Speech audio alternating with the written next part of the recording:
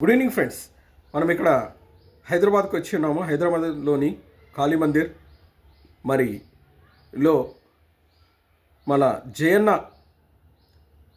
గ్యాలరీకి వచ్చి ఉన్నాము. జయన్న యొక్క గ్యాలరీలో ఆయన శిల్పాలను తయారు చేసే విధానము, మరి అదేవిధంగా చిత్రాలు నేర్పించే విధానము, మరి నిత్యము శిల్పాలపై ఆయన ఒక తపస్సులా ప్రయత్నం చేస్తూ ముందుకు సాగుతున్నాడు. ఇది నిత్య తపస్సి అని ఆయన అవార్డు అందుకున్నాడు. నిత్య తపస్సి, కళారత్న, మరి ఎన్నో అవార్డులు అందుకున్న మన జయన్న గారికి మరోసారి నమస్మాంజలి తెలియపరచుకుంటూ ఈ సాయంకాల సమయంలో కూడా ఆయన ఎప్పుడు మేము వస్తున్నా ఏదో ఒక పనిలో నీలమై మరి నిత్య తపస్సిలా పని చేస్తూనే ఉంటాడు. అది మీకు లైవ్లో కూడా చూపిస్తున్నాను. అదే కళాకారుడన్నా, ఒక శిల్పి అన్నా, ఒక రైటర్ అయినా నిత్య తపస్సిలా రాత్రి లేదు పగలు లేదు, నా వర్కే నా ధ్యేయం అంటూ సాగుతాడు. అన్నకు మరోసారి నమస్మాంజలు తెలియపరచుకుంటూ మరి అన్న మాటల్లో విన్నాము. ఏం తయారు చేస్తున్నారు, ఏంటి ఈ శిల్పం ఏంటి, అది మరి అన్న మాట్లాడతాడు, విందాం. అన్న నమస్మాంజలులన్న మీకు మరొకసారి. మీరు ఎప్పుడు నిజంగా నిత్య తపస్సులాగా ఒక వర్క్లో నీలమై ఉంటారు. దానికి మీకు కళాభివందనాలు. అన్న చెప్పండి అన్న, ఏం తయారు చేస్తున్నారు, ఏంటి? ఒక శ్రామికుడు ప్రేక్షకులకు కూడా చూపించండి. ఫ్లెక్సిబిలిటీ అంటే ఇది ఫ్లెక్సిబిలిటీ ఎంత ఉదయం నుంచి తను కష్టపడి ఎంత ఫ్లెక్సిబుల్ మనం కూర్చోగలమా ఈ విధంగా. సిట్టింగ్ పోస్చర్ చూడు, ఈ పోస్చర్ కోసం నేను చేస్తున్నాను. ఓకే, ఫ్లెక్సిబిలిటీ చూడు ఎంత ఈ దీనికి అందుకే కూర్చునే విధానం, సిట్టింగ్ ఫ్లెక్సిబుల్ బాడీ చూడు ఎంత ఫ్రీగా. ఈరోజు మనం కుర్చీ ఉంటే కుర్చీ మీద కూడా సరిగ్గా కూర్చోలేకపోతున్నాం. అట్లా ఈ శ్రామికుడు నా శిల్పం. ఓకే, ఈ శ్రామికుడు అంటే ఎంత మాయకంగా కూర్చొని పనిచేసి అలసిపోయి తను సేద తీర్చుకున్నట్టుగా కనబడుతున్నది నాకు. ఆయన అట్లా కూర్చొని ఆ సిట్టింగ్ అనేది నాకు చాలా బాగా లైక్ అయింది అనమాట. ఓకే, అది దానికి ఇప్పుడు ఎవరైనా కింద కూర్చోమంటే కూర్చోలేకపోతున్నారు. అంటే వాళ్ళు ఇప్పుడున్న విధానాన్ని బట్టి చూస్తే చాలా మందిని కింద కూర్చోండి అని అంటే కూడా వాళ్ళు కూర్చోలేకపోతున్నారు. వంగాలి కదా. కానీ దీనికి మరి ఏంటి మీ అభిప్రాయము? మరి వాళ్ళు ఎప్పుడు అభిప్రాయం చెప్పాను కదా, వీళ్ళు కష్టపడి అంత ఫ్లెక్సిబుల్గా వాళ్ళ బాడీ ఎంత ఫ్లెక్సిబుల్గా కూర్చుంటుంది చూడు. అంటే వాళ్ళ వర్కే వాళ్ళకి ఫ్లెక్సిబుల్ నేర్పించింది అంటారా? అంతే, శ్రమలో ఉన్న ఫ్లెక్సిబిలిటీ అని చెప్పాలి. ఓకే అన్న, ఒక విగ్రహాన్ని తయారు చేయడానికి మీరు ఎంత టైం తీసుకుంటారు? ఇప్పుడు ఏదైనా ఆర్డర్ పైన ఇస్తే ఎవరైనా ఫేసెస్ అయినా అది ఇదైనా చేయగలరా ఏంటి? దాని గురించి మీరు 2-3 మాటలు చెప్పండి. ఎలా విగ్రహము అంటే అన్న అది మీడియాని బట్టి మన తీసుకునే టయాన్ని బట్టి ఒక 2 నెలలు పడుతుంది. ఇప్పుడు ఎంత మోడర్న్ ఇది వచ్చినప్పటికి కూడా మనం తీసుకున్న మీడియం బ్రాంజ్ అనుకోండి, ఒక ప్రాసెస్ ఉంది కదా. అవును, క్లేలో ఒక్కొక్కసారి క్లేలోనే సమ్ డేస్ 2 వీక్స్ 3 వీక్స్ కూడా తీసుకుంటాం కంటిన్యూగా. ఎందుకంటే మనం తీసుకునే టైం అది వర్క్మెన్షిప్ని బట్టి. మళ్ళీ తర్వాత దాని మీడియాలోంచి మళ్ళీ చేంజ్ చేసినప్పటికీ 2 మంత్స్ తీసుకోవచ్చు, 6 నెలలు తీసుకోవచ్చు, 1 ఇయర్ తీసుకోవచ్చు. అంటే పెద్ద పెద్ద విగ్రహాలు అనుకోండి చాలా టైం తీసుకుంటాయి. అంటే దాని స్టాండర్డ్లో చేయాల్సి వచ్చినప్పుడు ఇప్పుడు ఈ చిన్న ఇవి మన కాన్సెప్ట్ ఇవంటే ఇవి వేరే అనుకో. ఒకటే మీడియాలో ఇంకొక ఇది మన ఇవంటే ఒక 2 డేస్లో అట్లా తీసుకోవచ్చు. ఓకే, ఇప్పుడు టెరాకోట అనుకో, అవి కూడా 1 వీక్ కూడా పడుతుంది. అంత లేదండి అంటే ఇప్పుడు ఒక 3 feet బై ఒక 4 feet 3 feet వెడల్పు అనుకుందాం. ఫర్ ఎగ్జాంపుల్, లేదంటే 2.5 by 4 feet ఆ విగ్రహం. అది ఒక మనము ఏంటంటే ఒక ఫైబర్లో చేయాలి, మనకి ఎంత టైం పడుతుంది? ఏమన్నా మినిమం అన్నా కూడా ఒక 1 month తీసుకుంటుంది అన్న. 1 month అంటే ఇప్పుడు నా పరిస్థితిని బట్టి అయితే టైమే నాకు ఎక్కువ తీసుకుంటుంది. అంటే నేనున్న పరిస్థితిని బట్టి కంటిన్యూగా దాని మీద నేను వర్క్ చేయలేను కదా. నీ మాదిరికి నువ్వు కృష్ణుడు కాబట్టి నేను రెండో కృష్ణుడు అనుకో. అలా అంటే దాన్ని ఎందుకంటుందంటే మనకు టైము సగం టైం ఇక్కడ లేదు కదా. అవును, ఏమంటావు? అందుకు కాబట్టి అంటే ఇప్పుడు మనకు ఒక ఆర్డర్ పైన ఒక ఆర్డర్ వచ్చిందన్న, ఆర్డర్ వచ్చిందంటే మనం ఇప్పుడు ఎన్ని రోజులలో మనము వాళ్ళకు ఇవ్వచ్చు. ఇప్పుడు నన్ను అడుగుతుంటారు కొంతమంది, సార్ మాది ఒక విగ్రహాన్ని తయారు చేసి ఇస్తారా, లేదా మా ఫాదర్ విగ్రహాన్ని చేసి ఇస్తారా, అట్లా అనేసి వాళ్ళు మాట్లాడతారు. అది ఇప్పుడు మనం ఇక్కడ అడగకూడదు, ఎందుకంటే అవి మనం అది ఇంత వద్దు మనం అన్న వాళ్ళ అభిప్రాయం ఏంటంటే ఇప్పుడు ఒక డిజైనింగ్ ఏదైనా చేయాలనుకుంటే దాన్ని బట్టి ఎంత. ఇప్పుడు ఒక్కొక్క శిల్పి మనం ఒక్కొక్క టైం తీసుకుంటాడన్న. ఓకే, ఎందుకంటే ఇప్పుడు మనం అలా ఈ కంప్లీట్ ప్రొఫెషనల్ ఈ దీంట్లోనే ఉన్నాం కాబట్టి కమర్షియల్ వర్క్ల మీద లేం కదా మనము. లేం కాబట్టి మనం ఈ ప్రొఫెషనల్ మీద కాబట్టి ఇది మన ఇష్టం అనమాట.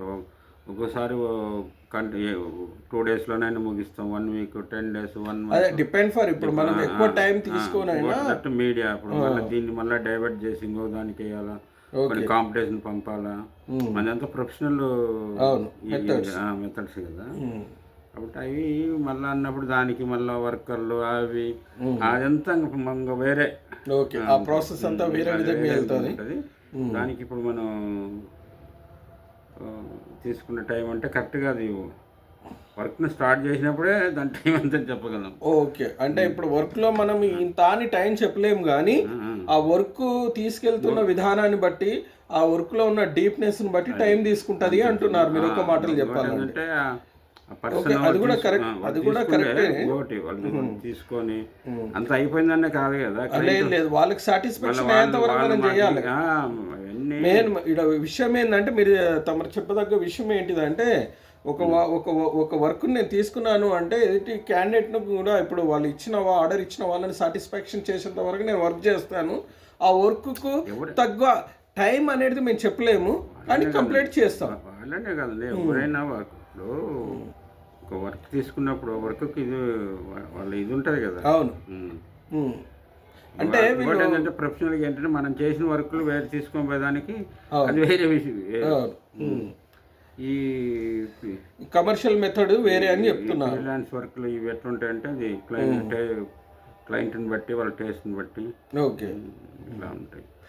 ఓకే, ఎనీవేనా మీరు చాలా ఏంటంటే ఇప్పుడు మేము అక్కడక్కడ వెళ్తున్నప్పుడు కూడా అడుగుతుంటారు మమ్మల్ని, సార్ మాకు ఇట్లా అట్లా అనేసి అడుగుతుంటారు. దాన్ని బట్టేసి మేము సరే మేము తెలుసుకొని ఇప్పుడు నా పెయింటింగ్స్ విషయంలో అంటామో కరెక్ట్. ఇప్పుడు ఈ కళ ఏదైనా మనం ఈ టైము అని చెప్పలేము. అయితే ఒక నీ సీరియస్నెస్ బట్టి ఉంటుంది. నువ్వు చేసే వర్క్ ఒకటే ఉంటుంది, దాన్ని ఒక ఎండని ఎంత అయిపోయిందని ఎండని ఎక్కడ చెప్తావు చెప్పు. దీనికి ఎండ అనేది లేదు, కళకు ఎండ్ లేదు. మాస్టర్ పీస్ లాగా వచ్చి ఇంకా చేయాలనే ఉంటుంది కళకు అంతే. కళకు కళ అంటూ ఎండు లేదు, ఎంత చేసినా సముద్రం ఇది. ఒకటి నీ కళాకారు సాటిస్ఫాక్షన్ కావాలంటే ఎక్కడ సాటిస్ఫాక్షన్ అవుతాడు? చేసినా కొంచెం ఏదో చేయాలనే తప్పన ఏర్పడుతూ ఉంటుంది. అవును, కాబట్టి ఇవన్నీ మనము కాకపోతే వాళ్ళు ఒక టైం ఏదైనా ఒకటి ఇచ్చినప్పుడు ఒక టైం పెట్టుకుంటాం కదా. అవును, టైం బౌండరీలో కంప్లీట్ చేయడానికి పడుతుంది. ఆ టైం ఎంత 1 month, 10 days, 15 days అనుకుంటాం కాబట్టి అది కంప్లీట్ చేయగలుగుతున్నాం. ఓకే అన్న, ఇప్పుడు ఇక్కడ ఈ విగ్రహం ఇక్కడ ఒక విగ్రహం ఉంది, ఇది చాలా అద్భుతంగా. దీన్ని ఏమంటారు? ఇది ఏ మెటీరియల్తో తయారు చేశారు? ఫైబర్ అన్న, ఫైబర్. ఇది ఫైబరా? ఇది ఫైబరు. ఇది ఒక మన తెలుగు సంస్కృతి. ఓకే, మన కట్టు అంటే పంచుతో ఉండటము, టవల్, మన రైతు అనమాట. ఓకే, విలేజ్ కల్చర్ రైతు, దాని మీదనే ఎక్కువ ఫోకస్ చేస్తున్నాం కదా నేను. ఓకే, చాలా ఎందుకు అంటే అనిపించింది. ఇప్పుడు మన విలేజ్లో మనుషులను చూస్తాం కదా, అజాన్ బాహుల్ రైళ్ళు పెద్ద అవును. ఆ టైప్ అనిపించి ఎందుకు అది చేశాను. ఇప్పుడు దీనికి ఉన్న ఇది ఏంటి, ఇది ఇదంతా అది మెటీరియల్ ఏంటి? ఇది ఫైబర్ అన్నది, ఇది ఫైబర్ అయినా ఇదంతా? ఫైబర్ మళ్ళీ coated, gold coated plus metallic ఇది ఇచ్చాము. ఓకే. ఇంప్రెషన్ మెటాలిక్ ఇచ్చాము. అది యాక్చువల్గా ఫైబరు. మన విలేజ్ అంటే సెమీ రియలిస్టిక్ అనమాట. Okay okay.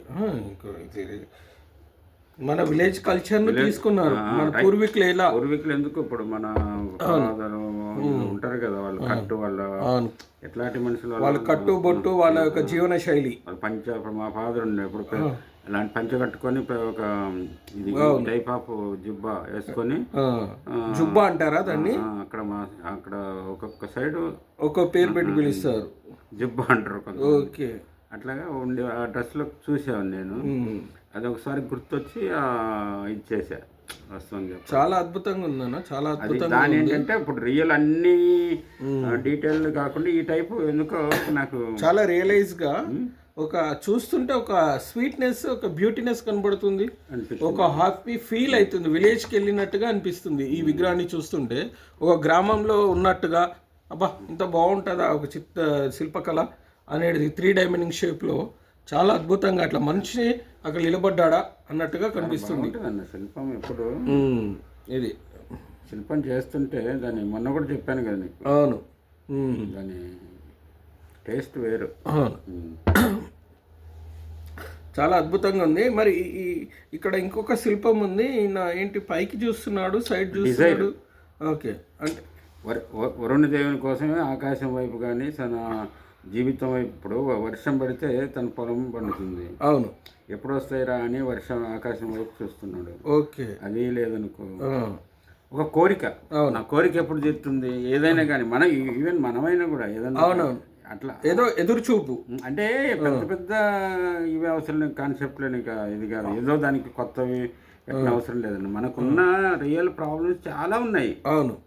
ఇంతకంటే ఇప్పుడు రైతు ఉన్నాడు, రైతు వర్షం పడక ఎంత ఆవేదన చెందుతుంటాడు. అవును. ఏమి నువ్వు నీ అన్నం కంటే కూడా రైతుకు వర్షాలు పడితే వాళ్ళు వేరు. అలాంటి థాటు వచ్చినప్పుడు ఇది అందుకే ఆకాశం డిజైర్ అని మన ఆకాశం వైపు చూస్తున్నాడు అనమాట. వర్షాన్ని గురించి ఎదురు చూస్తున్నాడు, దేవుడు ఎప్పుడు పంపిస్తాడా, మళ్ళీ నేను పనిని ఎప్పుడు స్టార్ట్ చేసుకోవాలా, మళ్ళీ మన రీసైక్లింగ్ మనం ఎలా బ్రతకాలి, మళ్ళీ వర్షం వస్తేనే కదా మనం బ్రతికేది అనే ఒక సంకల్పంతో ఇక్కడ ఆయన పని గురించి ఏది వస్తే నేను పని చేసుకోగలను అనే ఉద్దేశంతో ఆ దేవుని వేడుకుంటూ వర్షాన్ని గురించి ఎదురు చూస్తున్నాడు. చాలా అద్భుతంగా ఉందన్న ఈ శిల్పం కూడా, చాలా అద్భుతంగా ఉంది. మనం వర్క్ చేస్తున్నాం. చూసారా విజిటర్స్ ఎంత అద్భుతంగా తీర్చిదిద్దాడో. మరి కళారత్న జయన్న గారు, కళా తపస్సి, మరి చూడండి చాలా అద్భుతంగా ఒక ఎదురుచూపు అంటే దానికి ఉన్న మాధుర్యం ఏంటిది, గొప్పతనం ఏంటిది, ఆ సంకల్పం ఏంటిది అనేది కొంతమంది ఏదో చూస్తున్నారా అని అంటారు, కానీ దాంట్లో చూసినప్పుడు, దాన్ని పరిశీలించినప్పుడు, దాన్ని ఆస్వాదించినప్పుడు దాని గొప్పతనం ఏందో తెలుస్తుంది. చిత్రకారుడు ఏం చేస్తాడు, చిత్రాన్ని మాకు ఆ థాట్ అటు అనిపించింది. అవును. ఏమి అది చేసాము. ఏది ఏనైనా ఇప్పుడు శిల్పే, చిత్రకారుడే. కానీ ఇక్కడ విషయం ఏంటంటే ఇలాంటి థాట్ రావడం. కొంతమంది ఇప్పుడు ఫర్ ఎగ్జాంపుల్గా అందశ్రీ అంటున్నాడు, మాయమైపోతున్నాడమ్మా మనిషన్నవాడు, మాయమైపోతున్నాడమ్మా మనిషన్నవాడు, మట్టుకైనా లేడు చూడు, మట్టుకైనా లేడు చూడు, మంచి మనసున్నవాడు, మాయమైపోతున్నాడమ్మా మనిషన్నవాడు. అట్లా అందశ్రీ అంత గొప్పగా వర్ణించి ఒక మానవుని గురించి ఒక మంచి మనస్తత్వము, మంచి భావము ఏర్పడాలంటే, ఆ దిశగా వెళ్ళాలంటే కళ చాలా ఇంపార్టెంట్ అన్న. శిల్పాలు చాలా ఇంపార్టెంట్. ఒక శిల్పకళ అయినా, చిత్రకళ అయినా, లేకపోతే సంగీతమైన ఒక నృత్యమైన ఈ 64 కళలు చాలా ఇంపార్టెంట్. ఎందుకంటే ఈ కళలే మనిషిని ఏంటంటే ఎలా నడవికని నేర్పుతుంది, ఎలా ఉండాలో నేర్పుతుంది. దానికి మరొకసారి జయనగర్కి జయం చెప్తూ నమస్మాంజలు తెలియపరుచుకుంటూ ఈ విధంగా ఇంకా కళపై ఎంతో ముందుకు తీసుకెళ్తున్నాడు. కళలో ఉండి కళ గురించి తప్పిస్తున్నాడు. అన్నకు కళా తపస్సుకి మరోసారి నమస్మాంజలు. అన్న నిజంగా కళ చాలా గొప్పది. ఇది ఏంటంటే ఒక చరిత్ర మరి సృష్టించేది, ఒక ముందు తరానికి మన యొక్క మూలాలు అందించేది. అది శిల్పకళ అయినా చిత్రకళ అయినా. కానీ చాలా బాగుందన్న, చాలా అద్భుతంగా ఉంది ఈ యొక్క కళ.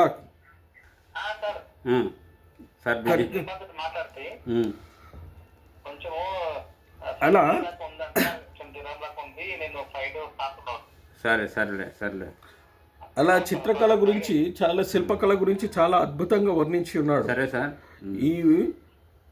ఈ ఇంకా నిత్య తపస్సిగా ఉంటూ ఇంటర్వ్యూ చేస్తుంటాడు అప్పుడప్పుడు వచ్చి అట్లా శిల్పాల గురించి. పెద్ద మనిషి ఆర్టిస్ట్. అయితే మన వరకు మరి ఎప్పుడు స్టార్ట్ చేద్దామంటారు?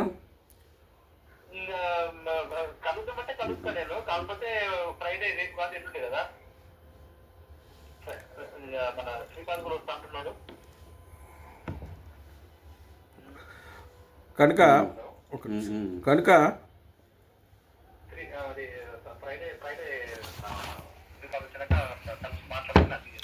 మరి ఫ్రెండ్స్ చూశారు కదా, చాలా అద్భుతంగా మరి విగ్రహాలు శిల్పాలు ప్రతి ఒక్కటి కూడా గమనిస్తూ ఉన్నారు కదా.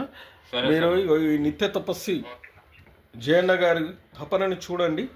మరి ఈ తపన కూడా మనలో ఇంకా అని అంటే ఎవరైతే శిల్పకళ నేర్చుకోవాలనుకుంటున్నారో, చిత్రకళ అనుకుంటున్నారో దానిపైన కూడా మరి ఈ యొక్క శిల్ప చిత్రకళ యొక్క గొప్పతనం ఏంటి, దాని తపన ఏంటి, ఆ విధంగా ఏ విధంగా అడుగులు వేయాలో పరుగులు తీయాలో మరి చూడండి. ఒక శిల్పి అయినా చిత్రకారుడైనా ఎవరైనాను ఒక సమాజానికి, మన దేశానికి, మన రాష్ట్రానికి, మన గ్రామానికి, మనం ఉన్న ప్రాంతానికి, మన ఇంటికి మంచి చేయాలి, మంచి సంకల్పాలతో ముందుకు సాగాలని ఉంటారు. కాబట్టి మై డియర్ ఫ్రెండ్స్, మీరు కూడా తల్లిదండ్రులైనా ఎవరైనా పిల్లలకు మరి శిల్పకళైనను, చిత్రకళైనను, నృత్యమైనను, మరి సంగీతమైనను ఏ దాంట్లో ప్రోత్సహించండి. వాళ్ళను మంచి మార్గంలో పెట్టి మన దేశాన్ని, మన భారతదేశానికి మంచి సంస్కృతిని, మంచి భావాలతో ముందుకు సాగే నవతరాన్ని అందించాలని మరోసారి తల్లిదండ్రులకును, మరి స్నేహితులకును, మరి దేశవాసులకును అందరికీ మరి మేము విజ్ఞప్తి తెలియపరుచుకుంటున్నాం. అంతేకాకుండా మంచి భావాలతోటి మన దేశాన్ని ముందుకు తీసుకెళ్లాలని, మన తెలంగాణ అయినను, మన ఆంధ్ర అయినను, మన రాష్ట్రాలైనను ఏదైనాను మంచి సంస్కృతి వర్ధిల్లి మన భారతదేశ సంస్కృతిని మరి ఆయా దేశాలకు చాటి చెప్పాలని కోరుకుంటూ, please like, share, comment, subscribe my dear friends. Thank you. Okay అయిపోయింది.